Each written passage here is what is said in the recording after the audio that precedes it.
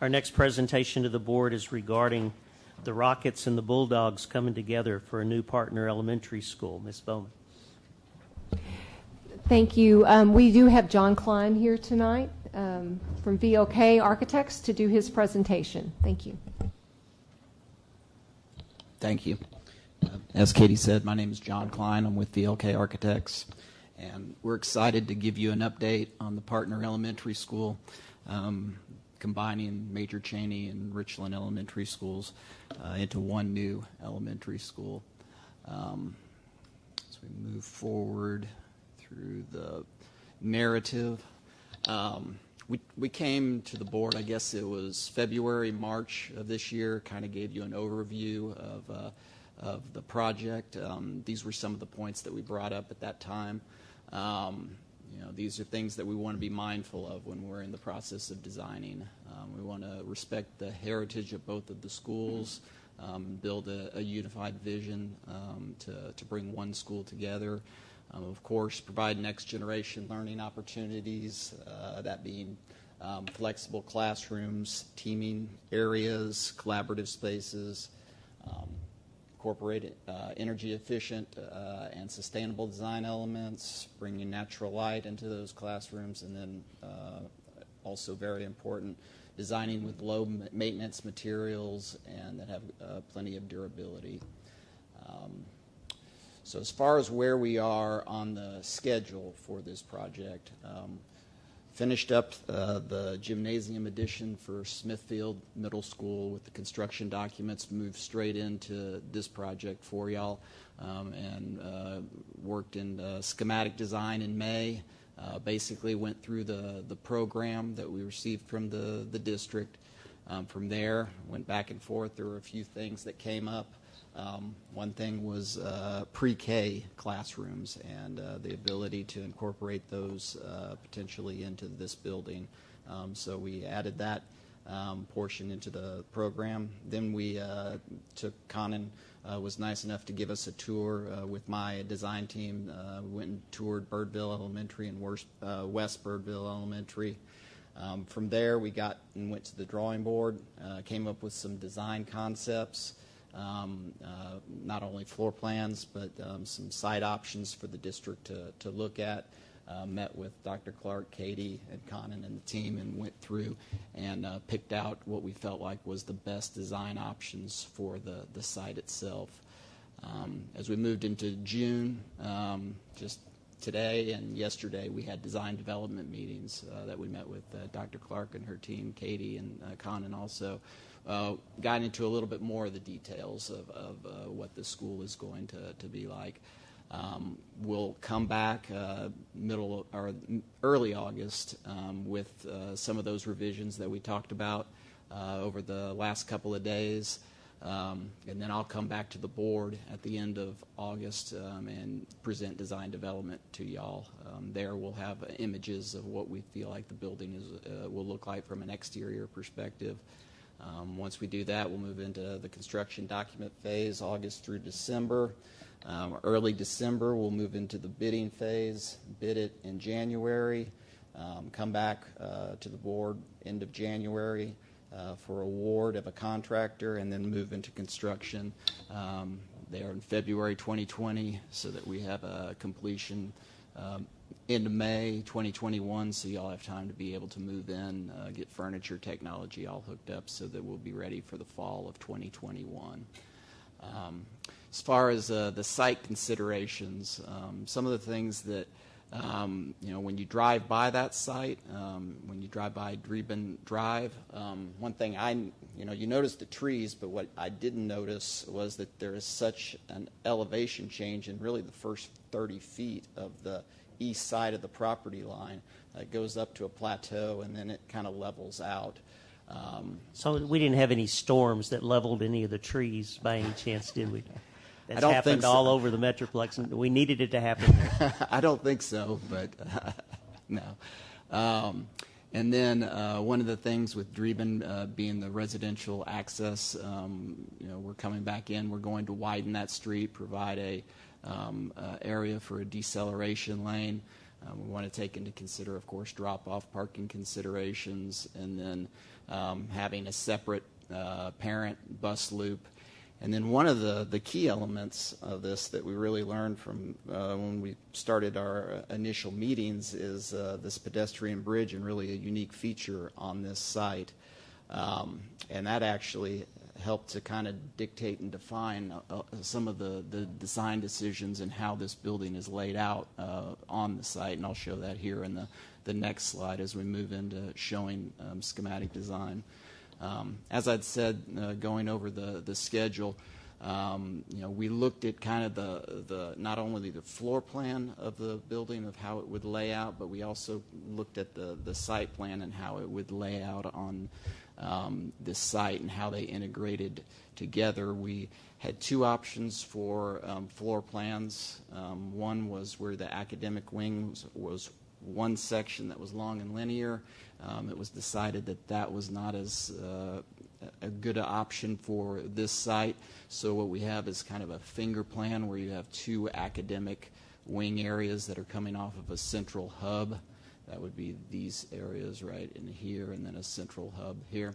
But one of the, again, unique features is this pedestrian bridge. In the first meeting that when we were talking about this, found out that the bridge is going to be 500 feet long, which we've been involved in projects where we've had pedestrian bridges, but none that have been quite that long. We also found out that it was going to be covered, and that then in turn y'all would like to have basically the walk from that pedestrian bridge covered to get to the school.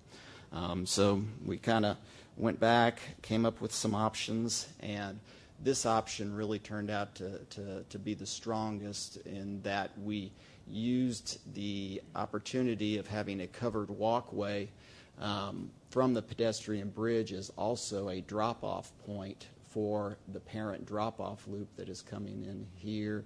And then also it'll run toward, across the front of the building where we have our bus loop that comes around here. We'll have teacher parking up on this side, visitor parking here.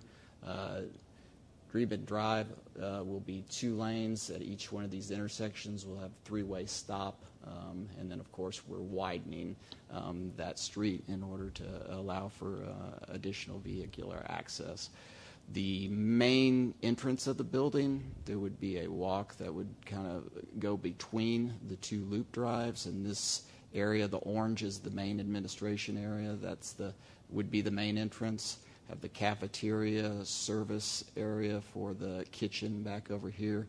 As I talked about, the classroom wings that are kind of a finger plan, a central learning common hub, and then a gymnasium back over here, and then providing the area back up here as the play fields. And then in our meetings today, we kind of started to talk about where playgrounds would be, and I think for the younger kids, they would be over in this area, and then for the older kids, 2nd through 5th grade, it would be back up in that area. So as I move forward into the plan, like I'd said, we've got the administration, cafeteria, gymnasium, academic, and learning core. I'll move into blow up. And I guess one of the things I did not mention is that the building would be 2 stories, that the academic portion of the building we would stack and have classrooms on the lower level and upper level. So, as I'd mentioned, as you come through the parent drop-off and bus drop-off that are basically running along this axis here, you would enter in to this security vestibule into the reception area, and then be able to be let into the rest of the building. Layout of administration space. Back over here, kitchen, cafeteria, stage, music room. We have a gymnasium activity room that is here. In our design development meetings today, one of the things that we talked about, we have the academic wings coming off of here. There was a shared wall. I think what we're going to do is we're going to actually take this portion and move it back over into here to separate the academic from the gymnasium, and that activity room gymnasium will also serve as the tornado shelter, and we'll have restrooms as a part of that. This activity gymnasium here, that'll be the tornado shelter. We'll actually introduce some doors on this side also to allow for restrooms as part of the requirement for that tornado shelter. One of the other things that we think is going to be really unique about this building is that we're having like a central learning commons hub library area. The talk and the feel of that is that it wants to be transparent, maybe glass there, and the possibility for maybe glass doors that might open up, but still have it so that learning commons area could be locked up, at night or whenever. And so then I will move on to, and that would also be kind of a double volume space that would lead into what would be the academic wing down these two quarters. And so, as I'd said, the academic wing, basically we have the classrooms stacked. We have special ed. That'll be back over on this side, special ed classrooms. We then introduced the pre-K classrooms that are here. And one of the other unique features that we've been talking about is having glass operable partitions that would open up, and then there would be this teaming learning commons collaboration area in the center that would be able to provide access where the teachers would be able to let students come out and also teachers team with other teachers.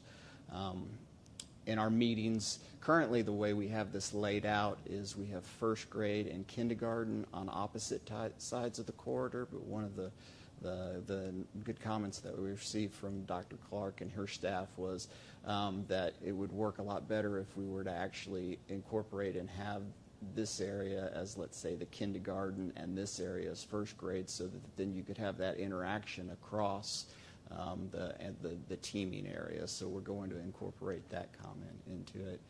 And then as I move upstairs, we'll have second, third, fourth, and fifth grades, and then accessory spaces that will be provided along the hub area, central core of the building. And so with that, I think that was hopefully about 10 minutes. If there are any questions, comments, concerns, I'll address those. Are there questions? Here to my left. Comments? To the right. Check. First, are you glad you have so many acres to work with for an elementary school? Yes. Since you have the street issues that are going on there. I think that is, I like the layout design. It's very similar to what you presented to us originally when we were making the decision. But is all this layout from going to Birdville, West Birdville, and feedback from the two schools as well? So that was part of the consideration, but a lot of the, looking at how the pedestrian bridge was going to interact, that helped to form. But we did get the discussion from Dr. Clark, her staff, and also looking at how Birdville Elementary is laid out, where it's kind of a central core, and then you have the wings that come out from that. It's very similar. Yeah. Okay, thanks.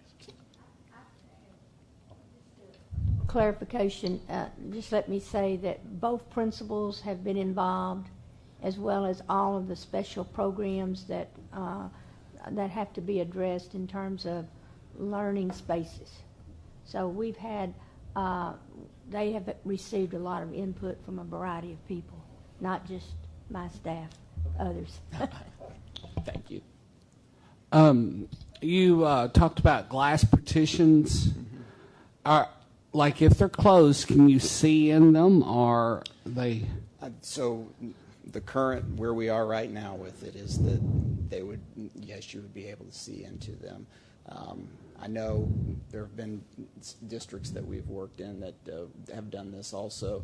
One thing that we've done is had roller blinds that could come down in the case of concern of any sort of emergency. I'm not sure if that's where you may I just know that if you're in a classroom and you're teaching and there's access to other people. There's a lot of entertainment that distracts kids as kids walk by and wave, and you're keeping your kids on task. Because I'm a former teacher myself, and that can be a nightmare. Yeah. And one of the things that has been discussed is that you might do a frosted glass on that panel also.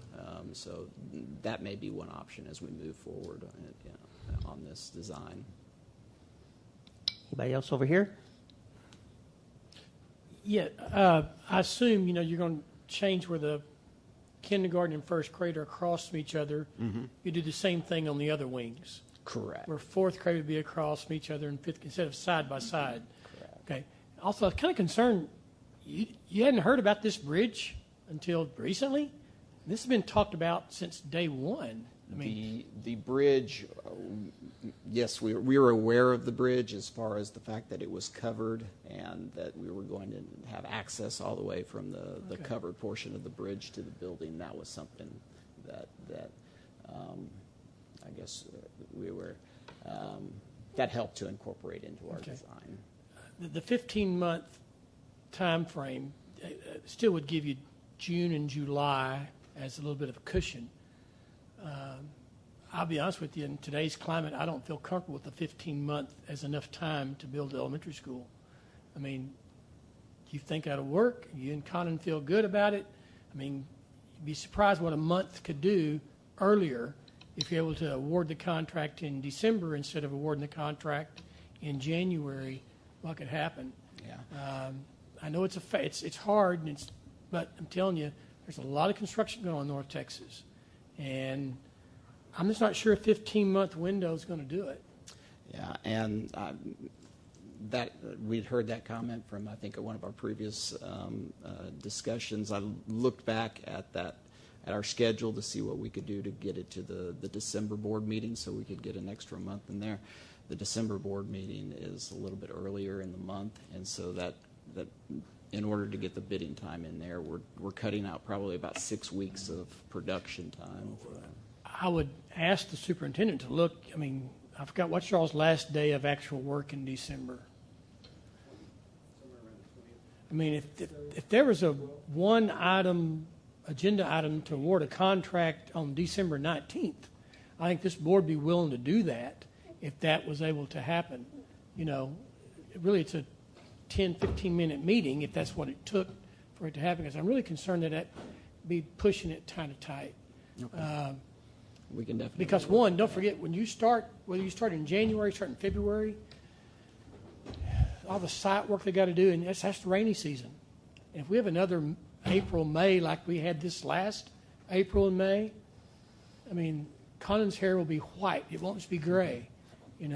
Mine's already turned white because of the construction world. So, Well, by the time that you come back to make the next presentation, let us know if this is Okay. enough time. You're it's the expert possible, on this. if it's possible, I think If we need to have a happen. special meeting, we certainly can go that Okay. direction. Okay. Yeah, we That's can something we definitely do. look into that. Let's go over here.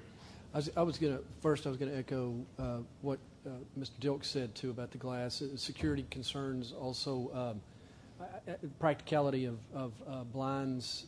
Just in my lifetime, they've not always been very practical. They're always breaking or something. I don't know. I'm sure there's different, but that's odd to me because just my experience is that's just too much distraction. If I was a kid, I'd be wanting to see who all was going out in the hall. I would not be concentrating.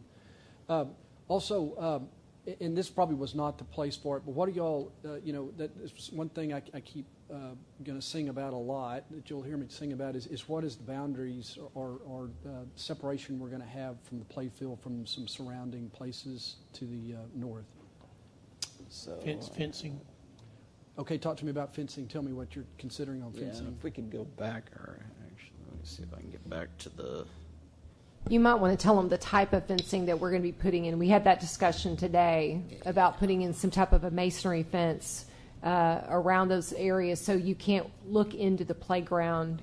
You want to tell him a little bit about what we talked about today, Yeah, John? so if you're looking at the site plan, the apartment, we've got apartments to the north here, so what we're talking about is a masonry fence basically along this perimeter, and then as we come along here, we'll bring vinyl covered chain link fence that'll come over and then meet up with the building, and then basically on this side also we'll come back over at the end of the masonry fence and come over with a chain link vinyl fence 6 feet tall that'll come over and basically come and then die back into the building.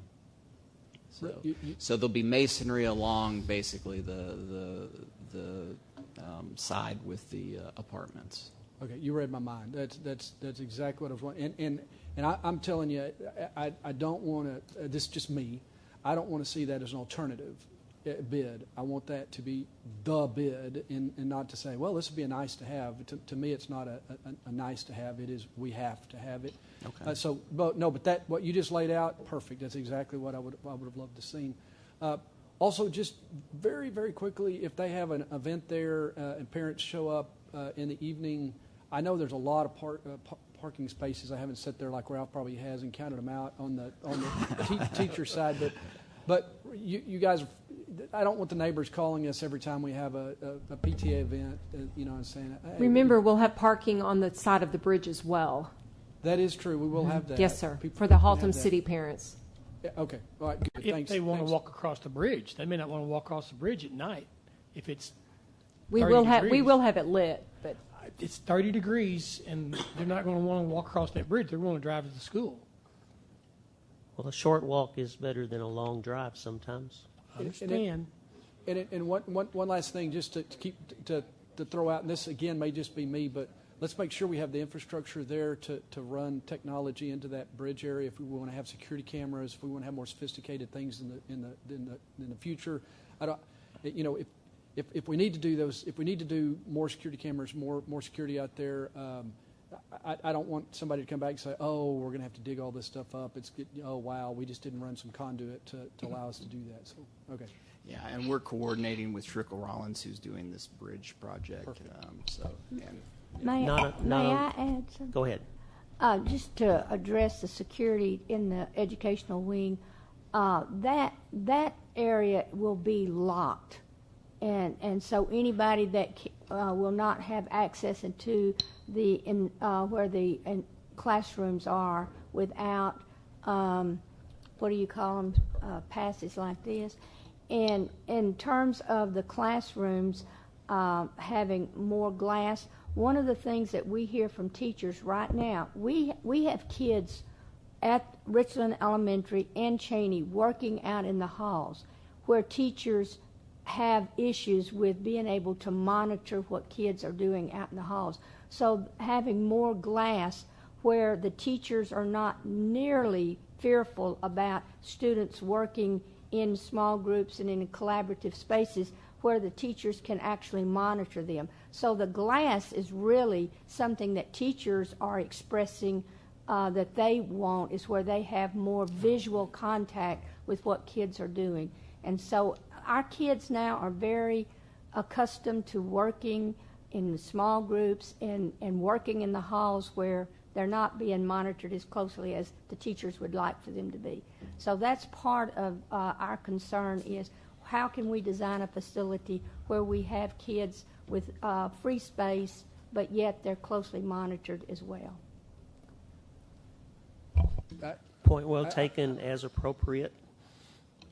Well, I agree with you more, almost 100% of the time. I would probably need more convincing on that. I just know my kids, I know myself, and I know from just church experience and things like that.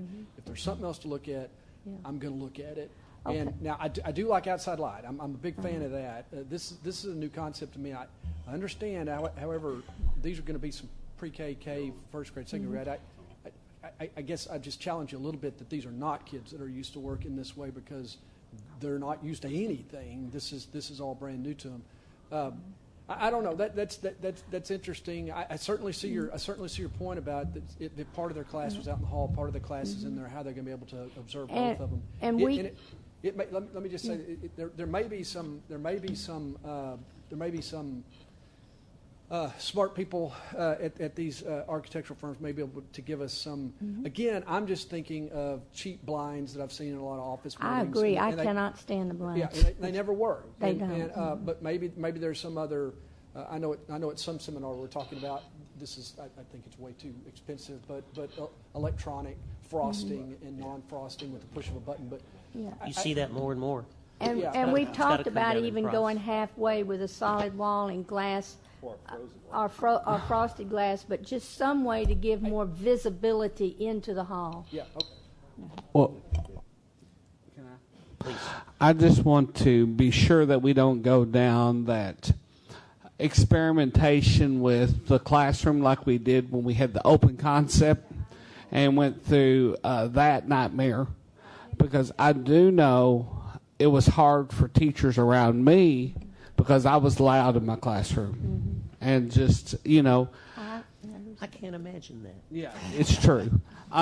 So I just don't want that to be a detriment to the educational process in Burville ISD. And I agree with you 100%. Yes. Two subjects here. The first one, to finish up that one, we went to a school in Coppell many years ago that was a STEM school, and it had open class. And us, just a group of 6 or 8 people, we were a distraction. They were looking at us, walking down the hall. I think it was a STEM school. I know Brad, did you go, Joe? I did not go there. But Brad went, and Carrie and somebody else. It's been a while back, but we were looking at this. So be cautious with that. Maybe the half wall is a good compromise, but look long term. Don't let this be the flavor of the month of what we think might work and be great. Item 2. I saw 5 classrooms for pre-K. So it'll be potentially 100 pre-K kids, right, Dr. Brown? Full day. I mean, that's the question. It's half day or full day. 200. Well, I understand, but what do we, I guess I went to, what's the capacity of this school So for our students? I think it's 800. 800 is the capacity. And what are our numbers at the 2 existing schools? Less than 800. Lower than it, but for add pre-K though, how many? I mean, for adding pre-K, is that going to jack that number up to 900? Is what I'm saying. We had that discussion, Mr. Davis, and what we have had to really look at is, and in keeping with what Dave Lampson's thought is, that we used to be putting computer labs in, so we have recaptured that space, and we've not added square footage, but we have been able to add space in the event that it looks like we're going to have to think about full day pre-K. So how could we have done that without coming back and saying we need more square footage? So we did that by saying, let's really think about the spaces that we have, and some of the spaces that we used to put in schools, we have moved away from computer labs because now the technology is in the classrooms and in the hands of the kids. So we don't have to take them to a computer lab. So this school is being built for 800, including pre-K. Okay. Conan, you're standing there. I Did you didn't get want an to? answer yet. Well, we really haven't increased the square footage or capacity. We just repurposed those. We added the pre-K kids that we currently have, and said that okay, let's say they're here full time, and then with the idea that now that we'd have full day, we could potentially have more. So we have got 5 classrooms, is like we would for first grade, kindergarten, second grade. So we've added the classroom space. Remember, too, we have 3-year-olds right now. So those 3-year-olds only are allowed if there's extra space. So we may not have the 3-year-olds. Looks like there's a trend. We're going to have the 4-year-olds, though. Yes, sir. Okay, so my question again, from pre-K to 5th grade, how many are we building this school for? I've heard 700, I've heard 800. No, we're 700 kids, about 725. We're doing it for 800. We currently have about 725 kids as we speak. How many of that 725 are pre-K right now? As of, and I'm looking as you're asking, About. Mr. Davis, it's 64. So 10% only. Is that 3 and 4s or 4s? That's just 4s. Okay. And we haven't had impact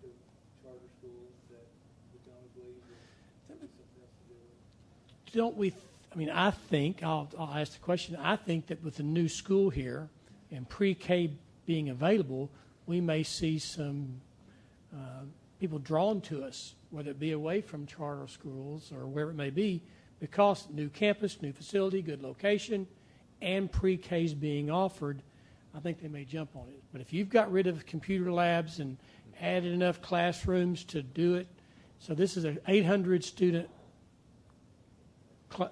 facility. Correct. Okay. Conan, did you have other things to add for this item? Yeah, I was just going to, well, not to that specific, but I was going to speak to the schedule. Because I knew, last time we planned on 12 months for elementary construction. This time I went, there's no way we can do that. So I looked at what we did last time. I said 15 months is where I'm comfortable. Of course, at some point we can't build too much in there because it's just we're adding general conditions and all that. So it was like finding that balance.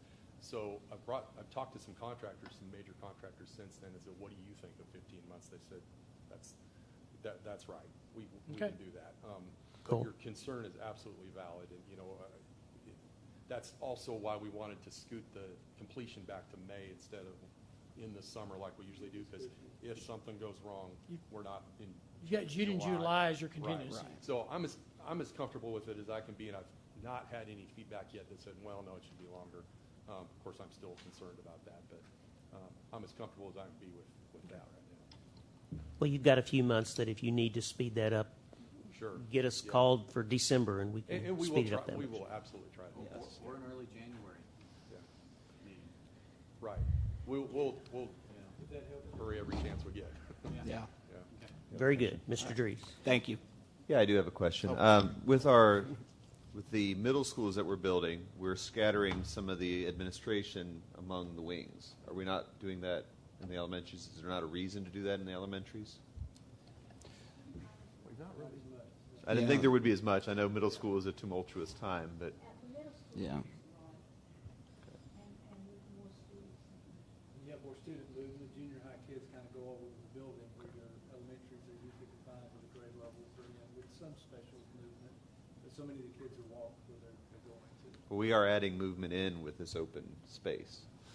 We are, but we also walk our kids a lot. Okay.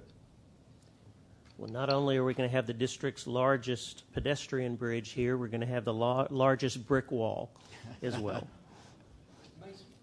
Masonry, whatever. Okay, well, thank